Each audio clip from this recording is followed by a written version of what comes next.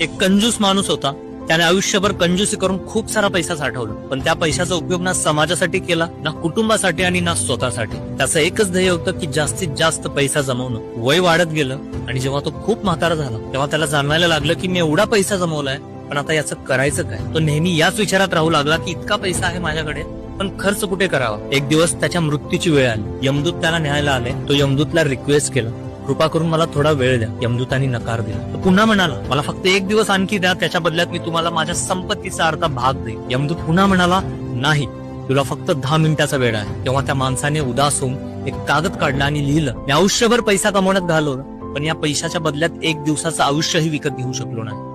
म्हणूनच एवढं सांगू इच्छितो, आयुष्यभर फक्त पैसा कमवण्यात वेळ घालू नका. जीवन अमूल्य आहे, त्याचा प्रत्येक क्षण मनापासून जगा. कारण कुठल्या क्षणी ही दुनिया सोडून जावं लागेल हे कुणालाच माहित नाही. ही फक्त कथा नाही तर अनेक लोकांची रियालिटी आहे. आयुष्यात नक्कीच पैसे कमवा, पण त्या पैशाचा आनंदही घ्या. तो स्वतःसाठी खर्च करा, कुटुंबासाठी आणि समाजासाठी. कारण पैसा आयुष्य वाढवू शकत नाही, पण आयुष्याचा आनंद मात्र नक्की वाढवू शकतो. Download ShareChat.